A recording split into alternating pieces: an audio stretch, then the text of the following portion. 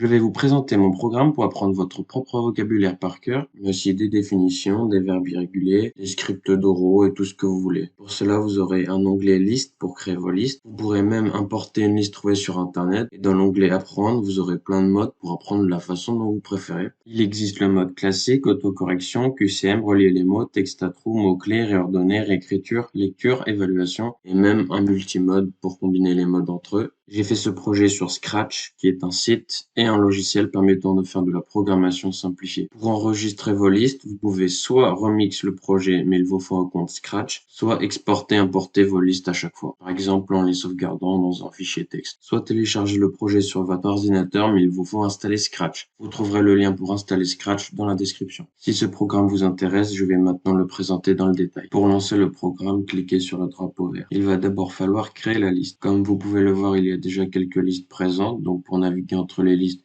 vous utilisez ces flèches ici. Donc là, voilà un peu de vocabulaire anglais, français, etc. Même des verbes irréguliers ici. Mais pour créer votre propre liste, bon, je vais sur une liste vide ici. D'abord, cliquez sur le bouton ajouter une ligne, forcément. Je vais donc créer une liste pour vous montrer. Par exemple, on va créer une liste les chiffres anglais, français. 1, 1, 2, 2, etc.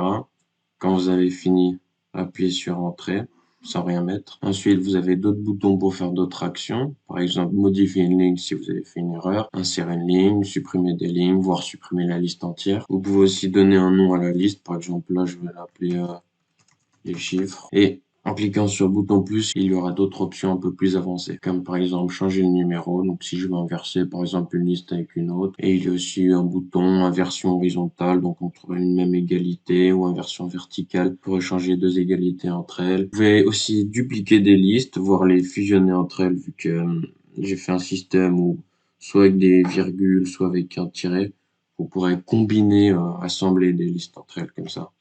Et enfin, vous pouvez aussi supprimer les listes vides, donc ça va juste rapprocher toutes les listes de la liste numéro 1. Voilà pour cette partie liste. Mais dans l'onglet options, vous pouvez, comme je l'ai expliqué vite fait tout à l'heure, importer des listes, exporter des listes, voire importer toutes les listes, exporter toutes les listes. Pour importer une liste, il faut que le caractère de séparation entre une même égalité, donc entre la question et la réponse, soit la même, et entre deux égalités soit aussi la même. Par exemple, je vais choisir une liste de vocabulaire sur Internet. Donc là, j'en ai une, par exemple. Alors, bon, déjà, on va la sélectionner. Hop. Après, vous pouvez aller sur Word ou en bloc-notes, vous collez. Pour le caractère entre une même égalité, vous pouvez en définir un plus simple, donc en cliquant sur Remplacer. Là, vous pouvez coller celui actuel, souvent en une tabulation. Et là, par exemple, je vais mettre ça comme caractère. Vous faites remplacer tout. Et ensuite, pour le caractère entre deux égalités différentes, là, vous allez pouvoir faire ça. Et par exemple, je peux mettre plus plus. Remplacer tout. Maintenant, ça, je sélectionne tout, je copie. Et dans le programme, donc vous allez dans importer une liste. Je colle. Boum, la séparation entre deux mots d'une égalité, j'ai défini ça. Et la séparation entre deux égalités, j'ai défini ça. Et pouf, j'obtiens ma liste découpée et prêt à être utilisée. Pour exporter la liste, là c'est très simple, vous cliquez, vous avez ça directement et vous triple-cliquez pour pouvoir tout sélectionner. C'est exactement le même fonctionnement pour importer et exporter toutes les listes. Voilà, maintenant que votre liste est créée, on va pouvoir apprendre. Cliquez sur l'onglet apprendre et maintenant je vais vous expliquer chaque mode un par un. Commençons par le mode classique, donc c'est le mode le plus évident. Là, vous aurez plein d'options pour pouvoir un peu personnaliser votre apprentissage. Plusieurs pages. On va d'abord commencer avec les options de base. Cliquez sur commencer. Là, vous avez la question et évidemment, il va falloir donner la réponse. Si j'ai juste, ça me met que j'ai juste. Je peux cliquer sur continuer ou appuyer sur n'importe quelle touche, ça marchera aussi. Si j'ai faux, bah, il me dira que j'ai faux. Jusque-là, pas de problème. Si vous estimez que votre réponse est correcte, vous pouvez contester la faute pour qu'elle compte comme juste. Là, évidemment, vous aurez aussi le compteur de bonnes et de mauvaises réponses ainsi que le nombre de questions restantes. En cliquant sur ce bouton, vous pouvez afficher l'historique des questions déjà posées. Et en cliquant sur ce bouton, ça enregistre votre liste et vous pourrez les continuer plus tard. Au niveau des options, Nous avons d'abord le sens, si la question est à gauche, à droite, ou dans les deux sens par rapport à l'égalité dans la liste. Vous pouvez aussi définir un temps limite pour répondre à la question. Donc, pour chaque question, vous pouvez choisir autant que vous voulez ou ne pas en mettre. Posez les questions dans l'ordre ou le désordre. Posez les questions à l'écrit, à l'oral en français, à l'oral en anglais, à l'oral en espagnol ou à l'oral en allemand. Nombre de fois que chaque ligne sera questionnée. Par exemple, si vous mettez 2 fois, vous aurez chaque question en double. Réitérez une fois les questions ayant une mauvaise réponse. Là, cette fois, si vous faites une erreur, est-ce que la question est reposée une fois plus tard, 2 fois plus tard, 3 fois plus tard? Si vous mettez 0, elle ne sera pas reposée, donc c'est comme si vous avez eu juste, puisque si vous avez juste, elle ne sera pas reposée. Passez à la correction après chaque question ou uniquement en cas de mauvaise réponse. Bon, là, c'est un peu pour gagner du temps, parce que si vous avez juste peut-être pas besoin d'un fichier qu'on a juste. Les bruitages, bon, ça, parce que j'ai mis des petits bruitages en fonction de si on a juste ou faux. Afficher le nombre de bonnes ou de mauvaises réponses. Là, c'est ce qu'on voyait en haut. Ensuite, compter les accents ou pas. Ça, c'est vous qui voyez. Nombre de lettres ou de mots d'aide par défaut. Ça, c'est ici. Vous pouvez afficher des lettres d'aide, voire des mots entiers. Bon, ça, c'est plutôt pour des définitions, les mots d'aide. Mais donc, vous pouvez en définir par défaut. Ensuite, afficher le nombre de mots et de lettres qu'a la réponse. Si vous voulez avoir une idée de la longueur de la réponse. Nombre de tentatives de réponse autorisées, c'est si vous avez faux, est-ce qu'on repose la question plusieurs fois pour avoir plusieurs chances de trouver la bonne réponse avant la correction. Ensuite, si vous avez faux, est-ce que la bonne réponse est donnée ou non. Que si la réponse que vous donnez correspond à une autre égalité, est-ce que cette autre égalité est aussi comptée comme faux? Donc dans ce cas-là, par rapport à cette option-là, elle sera réitérée le nombre de fois défini là. Et enfin, si vous ne souhaitez plus que le texte appuyé sur une touche pour continuer soit affiché, ben, vous pouvez le désactiver. Passons au mode autocorrection. C'est exactement le même que le mode classique, sauf que cette fois, c'est à vous de dire si vous pensez que vous avez juste ou faux en cliquant sur le bouton juste ou faux ici. Dans les options, il y a celle-ci, répondre aux questions soit à l'écrit, soit dans ma tête. Dans ma tête, si vous avez la flemme de répondre. Donc là, la question est 9. Une fois que je pense avoir la réponse dans ma tête, bon, je peux appuyer sur n'importe quelle touche ou cliquer sur ce bouton. Et hop, la correction. Et puis là, bah, pareil, je corrige. Dans les autres options de ce mode, il y a passer à la question suivante après l'autocorrection ou après validation de l'autocorrection. Ça signifie que si, par exemple, là, je passe à la correction et j'estime que ma réponse n'est pas la bonne, je fais faux et la même question est reposée, etc. jusqu'à que je clique sur correct. Passons au mode QCM. Déjà, l'option la plus évidente, c'est le nombre de choix de réponse par question. Donc là, je ne peux sélectionner que 10 choix maximum vu que ma liste fait 10, puisque les autres propositions viennent de la même liste. Donc, je clique sur commencer et là, j'ai la question, toutes les propositions. Et là, je vais cliquer sur celle que je pense correcte. Donc là, bah, pour le coup, c'est 10, donc je clique là. Hop. Si le nombre de propositions est supérieur à 12, vous pourrez cliquer là pour passer à d'autres pages. Et donc voilà, vous pouvez comme ça définir un nombre illimité de propositions pour le QCM tant qu'il est inférieur au nombre d'éléments dans la liste. Une autre option importante est est-ce que c'est un QCM automatique comme ce qu'on vient de faire ou un QCM manuel, mais dans ce cas-là, il faut que dans la liste, ça soit sous cette forme, la question, et là les réponses espacées d'un tiret du bas. Et si vous voulez plusieurs réponses possibles, il va falloir écrire le nombre de bonnes réponses, un hashtag, et pareil, les propositions avec un tiret du bas. Par exemple, avec cette liste, le chiffre 2, la bonne réponse, donc ça sera la première, et là, les autres propositions qui donc seront fausses. Ensuite, pour cette ligne, j'ai fait les 3 premières lettres de l'alphabet. J'ai dit qu'il y avait 3 bonnes réponses. Ça va être les 3 premières ici, puis les 2 autres, donc elles sont fausses. Si je vais dans le mode et que je lance, là, le chiffre 2, hop, j'ai juste. Et pour les 3 premières lettres de l'alphabet, je peux les sélectionner évidemment dans n'importe quel ordre. Hop, hop, hop, j'ai juste. Passons au mode relier les mots. Donc là, encore une fois, vous pouvez choisir le nombre de mots reliés par vague, 10 dans ce cas-là. Et là, et ben, à chaque fois, j'ai juste à relier en cliquant sur le bouton valider, soit avec l'une des options. Ici, je peux directement valider automatiquement. Une fois, j'en ai sélectionné deux, comme ça, hop. Et si donc vous faites ça pour chaque, si vous les retrouvez, vous passez dessus, ça sera les deux en rouge. Et si vous voulez enlever ceux déjà trouvés, vous pouvez cliquer sur ce bouton-là. Et hop, j'ai plus que ceux pas encore trouvés. Dans les options importantes, il y a régénérer les listes quand il reste.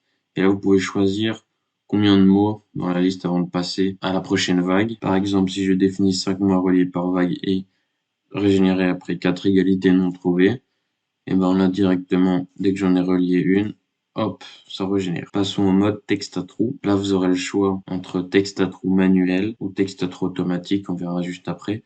Pour un texte à trous manuel, à gauche et à droite, ce sera exactement la même chose, sauf que la seule différence, ce sera qu'à gauche, il y aura des crochets pour indiquer où se trouvent les trous. Donc, par exemple, ici, 3 sur un trou, 2 sur un trou, première sur un trou, A et D seront aussi des trous.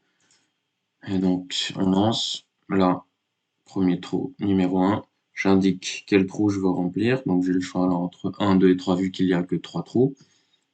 Trou 1, on a dit que c'était première le trou. Hop, c'est remplacé. Qu'on ait juste ou faux, ça va remplacer. Par exemple, le trou 2, je mets ça, ça remplacera par ce que je viens d'écrire. Donc voilà, vous remplissez vos trous comme vous le souhaitez. Vous pouvez modifier plusieurs fois si vous changez d'avis. Et puis dès que vous avez fini, vous cliquez sur correction. Et donc le système de correction est aussi autocorrection. Ce sera à nous de définir si on a juste ou faux. On a le détail de chaque trou pour pouvoir un peu se faire une idée. Là j'ai juste, là j'ai juste. Et pour le trou 2, donc j'ai eu faux. Donc je peux dire que j'ai faux. Et pareil pour ici. Correction. Mes deux trous sont exacts. En ce qui concerne les textes à trous automatiques, il y a le choix entre montrer une lettre sur, là vous définissez la valeur, cacher une lettre sur, montrer un mot sur, cacher un mot sur et montrer les X premières lettres de chaque mot. Par exemple, montrer une lettre sur deux, hop, j'ai ça.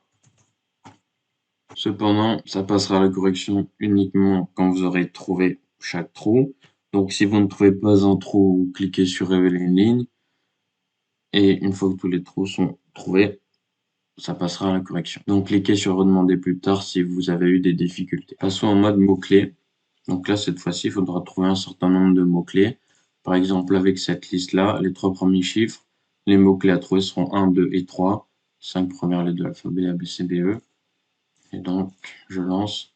Hop, les 3 premiers chiffres. Je peux les rentrer dans n'importe quel ordre. Tac, tac, et tac. J'ai trouvé tous les mots-clés.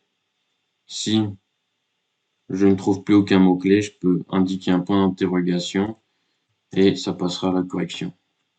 Et ça m'indiquera les mots-clés que j'ai trouvés et les mots-clés que je n'ai pas trouvés. Dans les options, vous pouvez choisir si on écrit les mots-clés dans n'importe quel ordre ou dans l'ordre de la liste. Ça peut avoir son importance. Par exemple, pour des verbes irréguliers, ça peut être intéressant ce mode. Et le séparateur des mots-clés dans la liste. Donc là, nous étions avec un espace, mais ça peut être aussi une barre ou un tiré du bas. Passons au mode réordonner. Donc là, par exemple, réordonner les mots d'une phrase. Donc là, réordonner les 5 premières lettres de l'alphabet.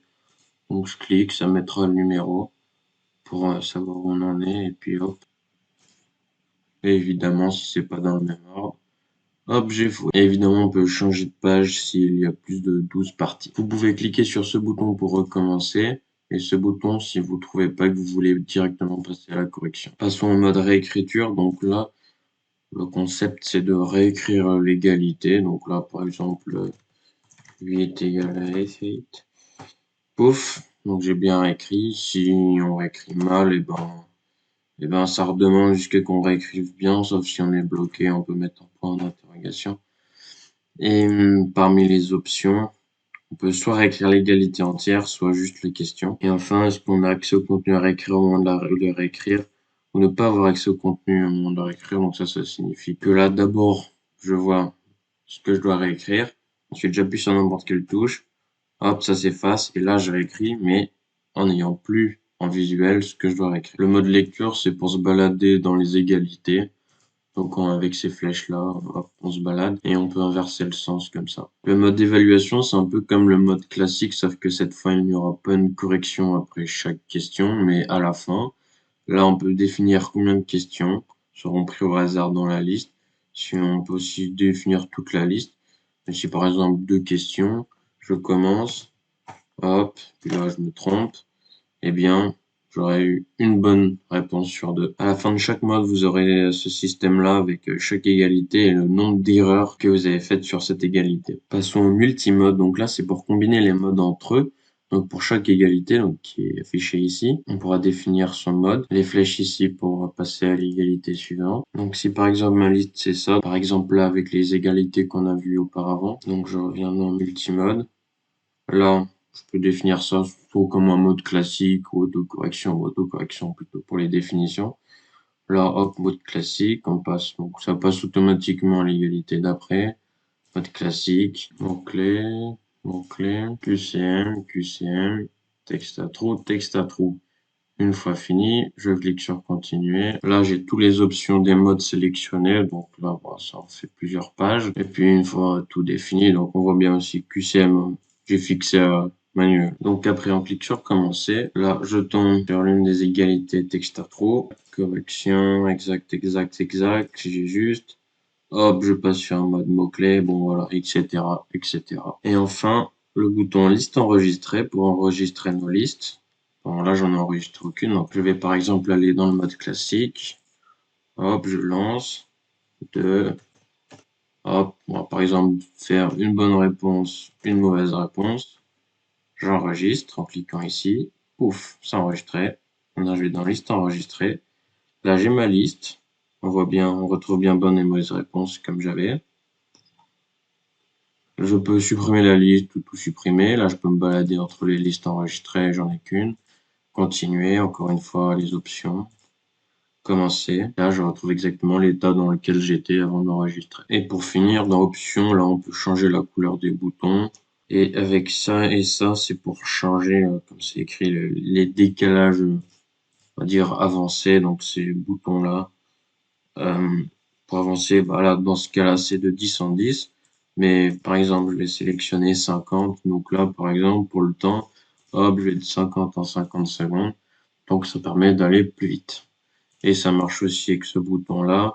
Pour ce bouton ici, je peux aller de 50 en 50. Le nombre de listes est illimité. Voilà, j'ai fait le tour. Donc j'espère que vous utiliserez mon projet pour apprendre plein de vocabulaire, des définitions et tout ce que vous voulez.